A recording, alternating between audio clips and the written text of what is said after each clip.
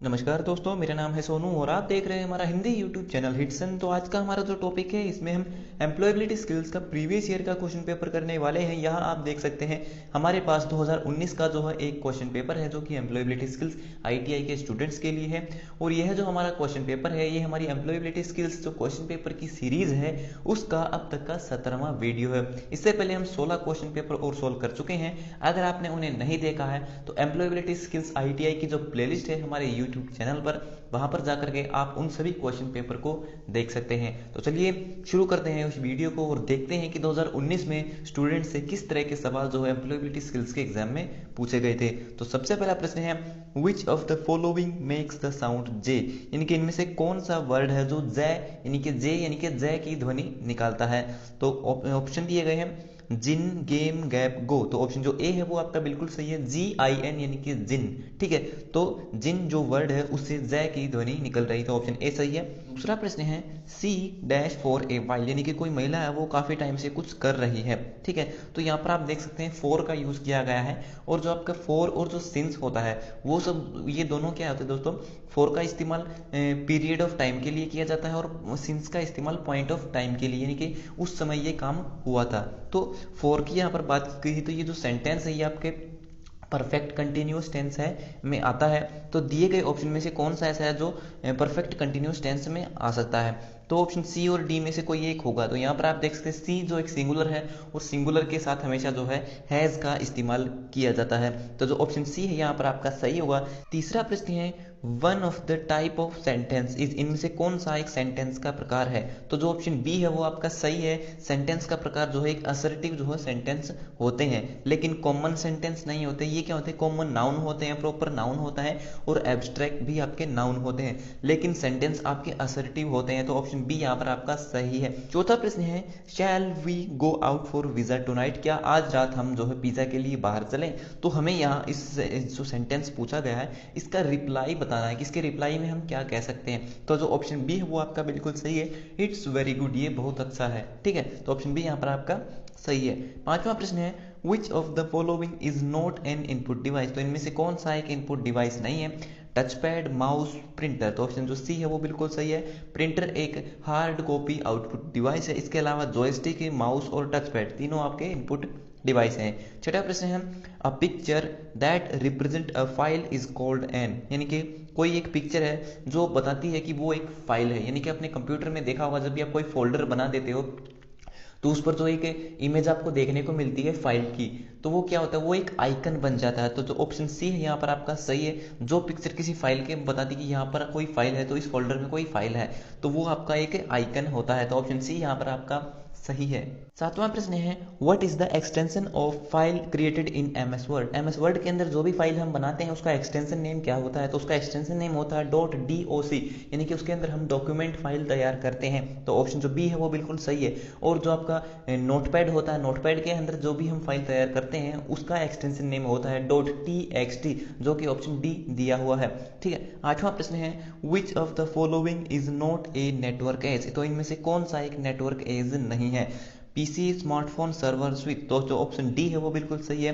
ठीक है, तो स्विच जो है वो एक नेटवर्क एज नहीं है। नौवां प्रश्न है, an example of communication channel is, तो इनमें से कौन सा कम्युनिकेशन चैनल का एक एग्जाम्पल है। चैनल क्या होते हैं, चैनल क्या होते हैं कि जो इन्फॉर्मेशन को भेजते हैं और प्राप्त करते हैं। तो यहाँ पर आप देख सकते हैं कि जो ऑप्शन बी है, फेस टू फेस कन्वर्सन, यानी कि जब हम फेस टू फेस आमने सामने बैठ करके किसी से बात करते हैं तो हम जो है सामने वाले से बात कर रहे हैं तो मैसेज भेज रहे हैं और सामने वाला फिर वापस हमें मैसेज भेज रहा है। तो क्या है, मैसेज एक दूसरे से तरफ जो है आ जा रहा है। तो जो ऑप्शन बी है यहाँ पर आपका सही है, ये एक चैनल का एग्जाम्पल है। 10वां प्रश्न है, what does it mean to paraphrase, तो जो आपका पैराफ्रेज होता है उसका क्या मतलब होता है। ऑप्शन दिए गए हैं, to obscure, to summarise, to evaluate. तो जो इसका सही उत्तर है वो है ऑप्शन बी, क्योंकि यहाँ पर आप देख सकते हैं कि ऑप्शन बी और सी दोनों आपके सेम दिए गए हैं। तो जब भी इस तरह से एग्जाम में कोई गलती हो जाती है जो पहले आता है वो आपका सही उत्तर होता है। तो सही उत्तर है इसका ऑप्शन बी, टू समराइज इसका मतलब होता है। 11वां प्रश्न है, which is not A component of commitment, तो इनमें से कौन सा कमिटमेंट का एक कंपोनेंट नहीं है। तो प्रॉमिस, कमिटमेंट क्या होता है? कमिटमेंट क्या होता है कि मान लीजिए मैंने कोई बात ठान ली कि मैं ये काम करूंगा तो मैं वो ही करूंगा, ठीक है। तो प्रॉमिस में भी क्या होता है कि आप किसी से प्रॉमिस कर देते हो कि हाँ मैं ये काम जरूर करूंगा, तो आप करते हो। तो ऑप्शन बी यहाँ पर आपका सही है। सेक्रीफाइस जो है वो कमिटमेंट का हिस्सा नहीं है। इसके अलावा जो ऑप्शन सी है सिद्धांत, एथिक्स, एथिक का मतलब होता है सिद्धांत। तो कुछ व्यक्ति ऐसे थे जो अपने सिद्धांतों पर चलते हैं, तो मतलब वो वही काम करेंगे जो उनके सिद्धांतों के अनुरूप होता है। तो ऑप्शन जो सी है पैक्ट ऑफ प्रिजर्व, अगर कोई पैक्ट है, कोई आप साइन कर लेते हो कोई पैक्ट, तो उसमें क्या होता है कि आप जिस पैक्ट पर साइन करते हैं आपको केवल वही काम करने होते हैं। तो ऑप्शन जो डी है वो भी यहाँ पर आपका कमिटमेंट के अंतर्गत आता है, लेकिन जो आपका सेक्रीफाइस है वो कमिटमेंट में नहीं आता है। 12वां प्रश्न है शाइनेस शाइनेस क्या होती है? शाइनेस जो है कि मेंटल इलनेस यानी कि दिमागी बीमारी होती है। तो 12वें प्रश्न का ऑप्शन ए यहाँ पर आपका सही है। 13वां प्रश्न है एन एक्सटर्नल फैक्टर्स ऑफ स्वॉट। तो स्वॉट के अंदर जो एक्सटर्नल फैक्टर होते हैं जो हमें प्रभावित करते हैं वो कौन से होते हैं? तो मैंने आपको बताया था पहले भी एक वीडियो में कि स्ट्रेंथ, वीकनेस, अपॉर्चुनिटी और थ्रेट। तो इसमें जो स्टार्टिंग के तो दो वर्ड हैं स्ट्रेंथ और वीकनेस, ये दोनों आपके इंटरनल फैक्टर होते हैं, और जो आपके लास्ट के दो हैं अपॉर्चुनिटी और थ्रेट, ये आपके एक्सटर्नल फैक्टर होते हैं, यानी कि बाहरी तत्व होते हैं। तो यहाँ पे जो सही उत्तर होगा वो होगा ऑप्शन सी, जो आपका अपॉर्चुनिटी है वो एक एक्सटर्नल फैक्टर है, ठीक है। और ग्रेटनेस जो है इस तरह का कोई वर्ड इसमें नहीं होता है। तो अगर आपको लगता है ये क्वेश्चन गलत है तो आप गूगल करके इसको देख सकते हैं कि स्वॉट के अंदर जो फैक्टर होते हैं एक्सटर्नल और इंटरनल फैक्टर कौन कौन से होते हैं। तो गूगल करोगे तो आपको वहाँ पे इसका आंसर मिल जाएगा। अगला प्रश्न है supportive organisation of RBI is. तो आरबीआई जो बैंक है उसकी सहायक जो संगठन है वो कौन कौन से है? तो जितने भी बैंक है भारत के अंदर वो सभी आरबीआई के सहायक हैं, ठीक है। तो IDBI, ICICI, IFCI, all of this इसका सही उत्तर होगा ऑप्शन डी। 15वां प्रश्न है which organisation is established for agriculture and rural development, यानी कि एग्रीकल्चर और रूरल यानी ग्रामीण विकास के लिए जो है कौन सा संगठन बनाया गया है? तो जो आपका नाबार्ड है वह एग्रीकल्चर यानी कि खेती और ग्रामीण विकास के लिए बनाई गई एक संस्था है। 16वां प्रश्न है the essential characteristic of an entrepreneur, यानी कि जो एक उद्यमी होता है उसके अंदर जो जरूरी गुण होता है वो कौन सा होना चाहिए? तो जो ऑप्शन ए है यहाँ पर आपका बिल्कुल सही है, सेल्फ कॉन्फिडेंस, यानी कि जो उद्यमी होता है, व्यवसायी होता है, उसके अंदर सेल्फ कॉन्फिडेंस होना चाहिए, आत्मविश्वास होना बहुत ज्यादा जरूरी होता है। तो इस प्रश्न का ऑप्शन ए यहाँ पर आपका सही है। 17वां प्रश्न है full form of ATM is. तो एटीएम की फुल फॉर्म क्या होती है? तो ऑप्शन बी यहाँ पर आपका सही है। एटीएम का मतलब होता है ऑटोमेटिक टिलर मशीन, ठीक है। 18वां प्रश्न है which of the following countries has lowest rate of mining. तो इनमें से कौन सा देश ऐसा है जिसमें सबसे कम माइनिंग की जाती है, यानी कि सबसे कम उस देश के अंदर जो है माइनिंग की, जमीन से जैसे जो कोयला निकाला जाता है खोद करके तो उसे हम माइनिंग कहते हैं। तो जो आपका जापान देश है वहां पर सबसे कम माइनिंग की जाती है, क्योंकि जापान में सबसे कम जो है कोयला पाया जाता है। तो ऑप्शन जो बी है यहाँ पर आपका सही है दिए गए ऑप्शन के अनुसार।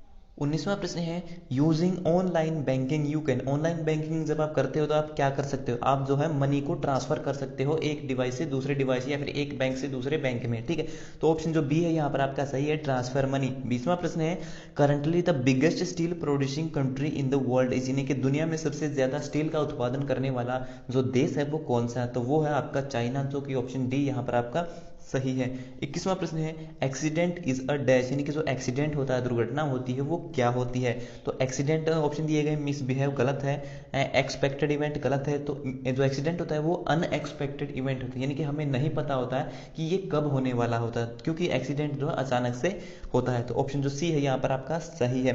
22वां प्रश्न है for hand protection you should use. तो हाथों की सुरक्षा के लिए हम किसका इस्तेमाल करते हैं? दस्तानों का इस्तेमाल करते हैं। तो यहाँ पर जो ऑप्शन डी है वो बिल्कुल सही है, ग्लव्स का मतलब जो होता है आपके दस्ताने होते हैं। 23वां प्रश्न है which of the following is termed as biological. तो इनमें से कौन सा जो है कि बायोलॉजिकल टर्म है? बायोलॉजिकल यानी कि जिसमें जीव विज्ञान से संबंधित जुड़ा हुआ है।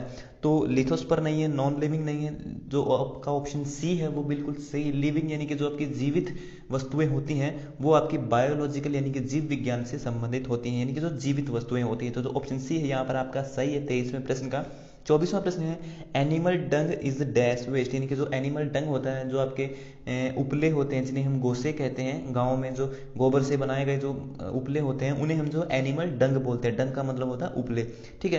तो वो किस प्रकार का वेस्ट होता है, तो वो जो वेस्ट होता है वो बायोडिग्रेडेबल वेस्ट होता है। तो ऑप्शन जो ए है यहाँ पर आपका सही है 24वें प्रश्न का, क्योंकि वो जल्दी जो है उसको जल्दी से जो है निपटाया जा सकता है, ठीक है, उससे ज़्यादा प्रदूषण नहीं होता है, ठीक है। अगला 25वां प्रश्न है children below the age of should not be employ, तो किस एज से कम उम्र के जो बच्चे हैं उनको काम पर नहीं रखा जा सकता है, एम्प्लॉय नहीं बनाया जा सकता है। तो 14 वर्ष से कम आयु के जो बच्चे होते हैं उन्हें एम्प्लॉय नहीं बनाया जा सकता है, उनसे काम नहीं करवाया जा सकता है किसी भी फैक्ट्री के अंदर। तो ऑप्शन जो ए है यहाँ पर आपका सही है। तो ये हो गए हमारे आज के सभी प्रश्न कंप्लीट। सो वीडियो देखने के लिए धन्यवाद। अगर आपका कोई सवाल है तो आप कमेंट बॉक्स में लिख करके पूछ सकते हो। तो मिलते हैं हमारी अगली वीडियो में, तब तक के लिए नमस्कार।